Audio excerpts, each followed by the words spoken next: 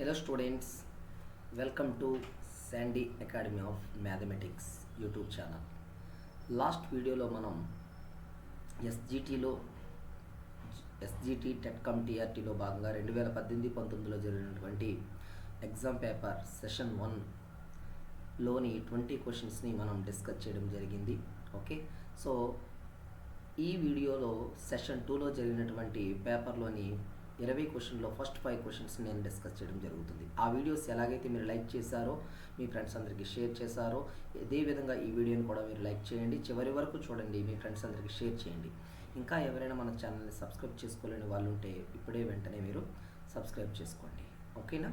So ఇక మనం late చేయకుండా మన వీడియోని స్టార్ట్ చేసేద్దాం. సో చూద్దామా? సో ఫస్ట్ క్వశ్చన్ చూడండి, ఇక్కడ ఏముందో. A man bought 16 bananas for 24 rupees and sold 8 bananas for 18 rupees. Then the gain percentage is.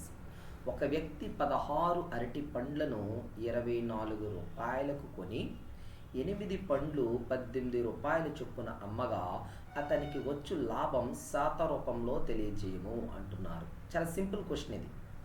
ఇక్కడ ఏంటంటే మనకి కొన్న వేళ చెప్పారు, అమ్మిన వేళ చెప్పారు, కానీ మీరు గమనిస్తే వస్తువుల సంఖ్య తేడాగా ఉంది, చూసారా? ఓకేనా? కొన్న వస్తువుల సంఖ్య ఎన్నున్నది? 16 ఉంది. అమ్మిన వస్తువుల సంఖ్య ఎంత ఉంది? 8. ఓకేనా? సో ఎప్పుడైనా లెక్కలు చేసేటప్పుడు కొన్న వస్తువుల సంఖ్య, అమ్మిన వస్తువుల సంఖ్య సమానముగా ఉండాలి. అలా లేనట్లయితే సమానం చేసుకోవాలి, చేసుకుంటే లెక్క అయిపోతుంది. సో 16 వస్తువులు ఎన్నిట్లు కొన్నారు? 24కి. అమ్ముతున్నప్పుడు 8 వస్తువులు 18 చొప్పున అమ్ముతున్నారు. సో 8ని 2తో గుణిస్తే ఎంత వస్తుందో చూడండి. ఇది 16. ఓకేనా? 18 రెళ్ళు 36. సో మీకు అర్థమైపోయి ఉంటుంది కదండి. సో 24 రూపాయలు కొన్నారు, 36 రూపాయలకు అమ్మారు. సో ఒకే ఐటమ్స్ అవ్వాలి. Number of items to be bought equal to number of items to be sold. So కొన్న వస్తువుల సంఖ్య, అమ్మిన వస్తువుల సంఖ్య సమానం అవ్వాలి. సో నువ్వు లెక్క చూసుకున్నట్టయితే 24 రూపాయలకు కొని 36 రూపాయలకు అమ్ముతున్నారు. అంటే లాభం ఎంత? 12 రూపాయలు. అంతే కదా? అమ్మిన వేళ మైనస్ కొన్న వేళ. సో 24 రూపాయలు అనేది 100% అనుకుంటే అందులో 12 రూపీస్ ఎంత అవుతుంది? అంతేనా? సో ఏమైనా చూడండి, 24 రూపీస్. ఓకేనా? ఇంటూ 50%, 12 అంటే సగమే కదా. సో 24 రూపీస్, 24 రూపీస్ 100% అనుకుంటే 12 రూపీస్ ఎంత అవుతుంది? అందులో సగమే కదా, 50%. ఓకేనా? నెక్స్ట్ చూద్దామా? Next question. Okay, the difference between simple compound interest and simple interest on a certain sum at a 10% per annum for 2 years. At 10% per annum for 2 years is 556 rupees. Then the sum is. కొంత సొమ్ముపై 10% వడ్డీ rate చొప్పున 2 సంవత్సరాలకి అయ్యే చక్రవడ్డీ మరియు సాధారణ వడ్డీల తేడా 556 రూపాయలు అయిన ఆ సొమ్ము ఎంత? సో నేను లాస్ట్ వీడియోలో కూడా మీతో చెప్పాను ఏంటంటే 2 సంవత్సరాలకి బారు వడ్డీ, చక్రవడ్డీల మధ్య సంబంధాలను తెలిపే లెక్కలు చాలా ఇంపార్టెంట్ అని. సో ఇది ఎస్ఏ వాళ్ళకి, ఎస్జిటి వాళ్ళకి ఇద్దరికి ఇంపార్టెంట్ క్వశ్చన్ అని చెప్పడం జరిగింది. సో మళ్ళీ సెషన్ 1లో ఈ మోడల్ చూసాము, సెషన్ 2లో కూడా ఈ మోడల్ క్వశ్చన్ ఇచ్చారు. ఓకే, ఇక్కడ ఏమంటున్నారంటే కొంత ప్రిన్సిపల్ మీద 10% రేట్ ఆఫ్ ఇంట్రెస్ట్ తీసుకుంటే 2 ఇయర్స్కి మాత్రమే, జాతీయ 2 ఇయర్స్కి మాత్రమే చక్రవడ్డీ మరియు బారు వడ్డీల మధ్య తేడా ఇచ్చి ఆ సొమ్ము ఎంత అవుతుంది అని అంటున్నారు. సో 2 సంవత్సరాలకు మాత్రమే ఈ రూల్ ఉపయోగపడుతుందండి. ఏంటంటే చక్రవడ్డీ మరియు బారు వడ్డీల మధ్య తేడా, చక్రవడ్డీ మరియు బారు వడ్డీల మధ్య తేడా అన్నమాట. ఎలాగా?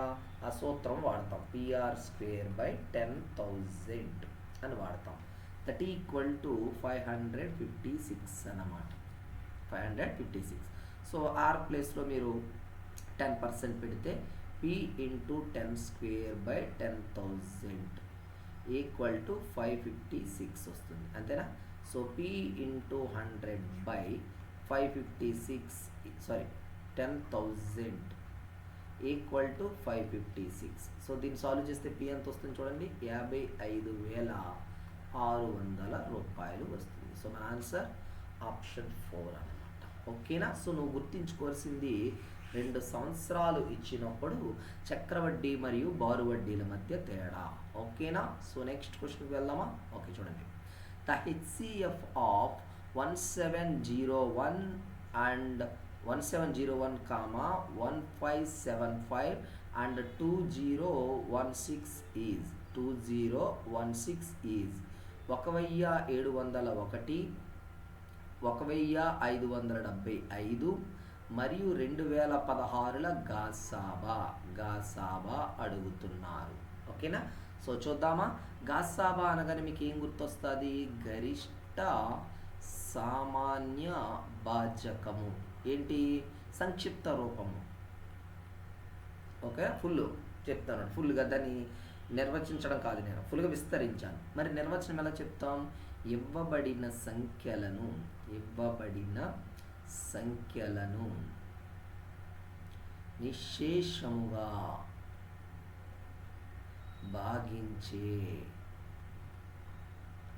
గరిష్ట సంఖ్య.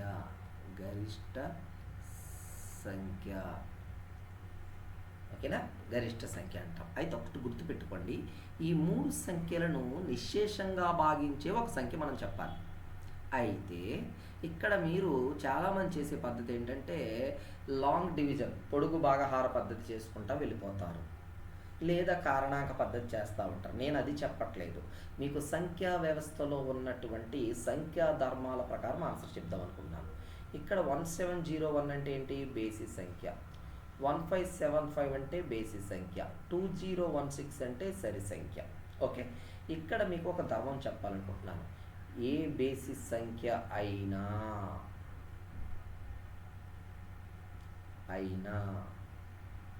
బేసి సంఖ్య చే